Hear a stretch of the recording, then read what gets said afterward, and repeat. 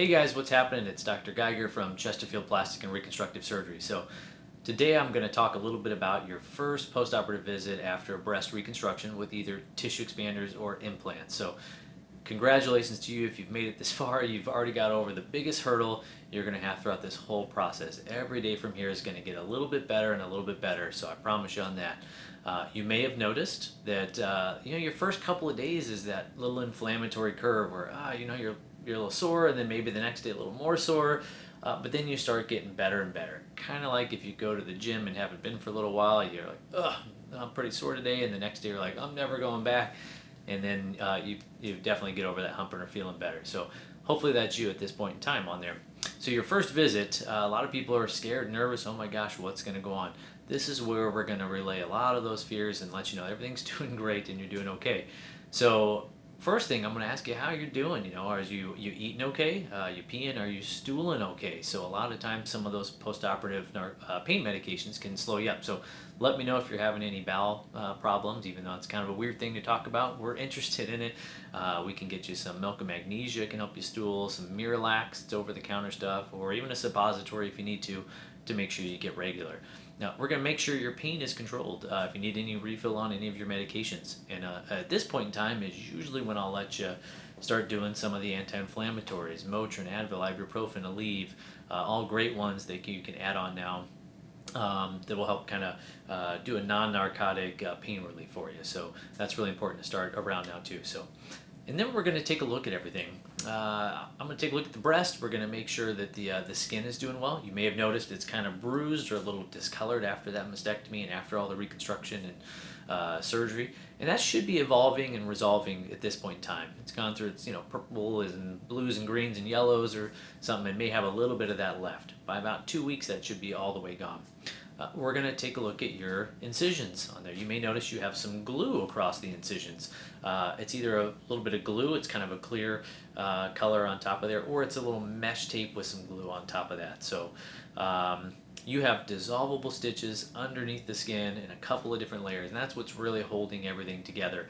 Those last about a month, help keep that scar nice and fine and faint. That glue is a little extra on top to make you waterproof so you can shower, because I like you to feel comfortable, I like you to shower, I like you to smell good. It just makes you feel better after all this than not showering for the week. So if you notice sometimes there's some dark spots or a little dark line along that, don't worry about that. That's just a little bit of blood or a little drop that our last little sutures as we run through there, and then we put the glue on. Sometimes a little drop of something will leak on out, get trapped in that glue, have a little dark streak. That doesn't mean your incision's dark or anything like that.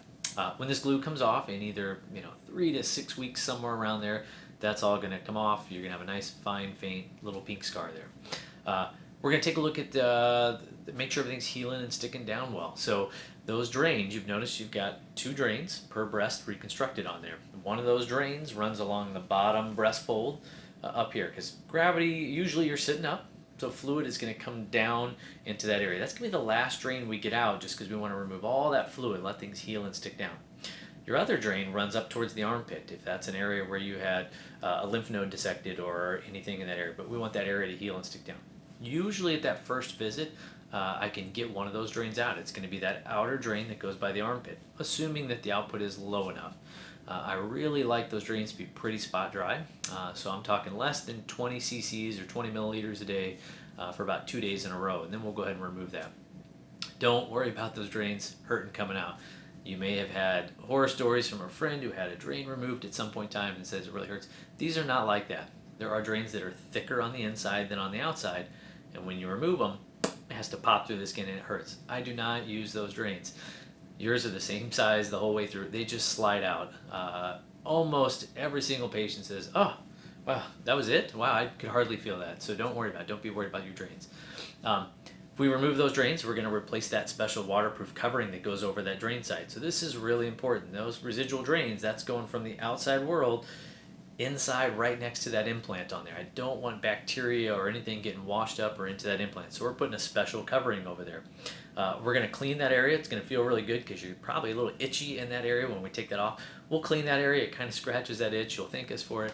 And then we're going to put a special silver impregnated dressing over that area and re-put another one of those clear, almost like saran wrap type medical dressings on there. That'll help keep it waterproof so you can keep showering, so you can still feel good, smell good, stay clean, all those things.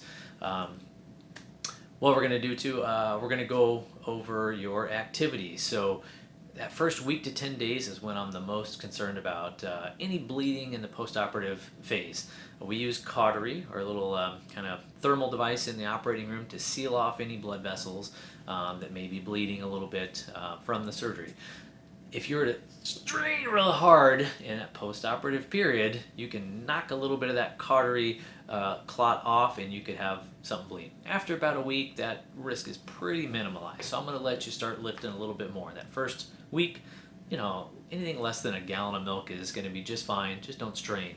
After that, same thing. You can start lifting a little bit more, maybe 5, 10, 15 pounds. You just, again, don't want to lift super heavy on there.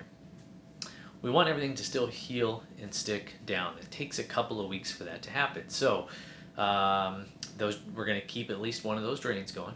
And I still want you to do the same arm range of motion restrictions, all right? So that means you can bring your arms up to 90 degrees. You can do anything in front of you want. This is all totally fine. You can eat. You can brush your teeth. You can wash your hair like this. What we don't want is you reaching really high or kind of way out to the side. And the reason being is because you have this implant in here. And then you need your skin. There's another covering holding that implant in place, but then your skin on the top is laying on top of this, and you've got two little surfaces, and we want those to stick together. If you start reaching way up high, the skin starts sliding over that surface, and it breaks any of these little attachments that have started to form. So, and if your body senses that motion, it's going to want to put more fluid there to make it a gliding surface. We want a sticking surface on there to heal it. So that's the reason being behind. So you're going to keep that arm range of motion restriction up to 90. Anything in front of you is fine until we get that last drain out, and then for about a week afterwards.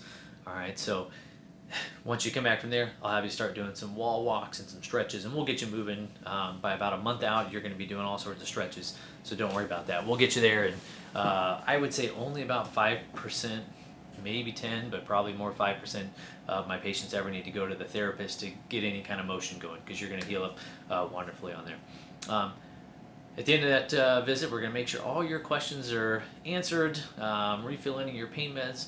I'm usually going to see you back in about a week to 10 days or so, and hopefully we can get that last drain out at that point in time. One more week of arm range of motion restrictions, then we'll get you stretching on there. But again, congratulations to you. You're doing much better. You've got over the huge hump of everything, and from here, you're just going to get better and better each day.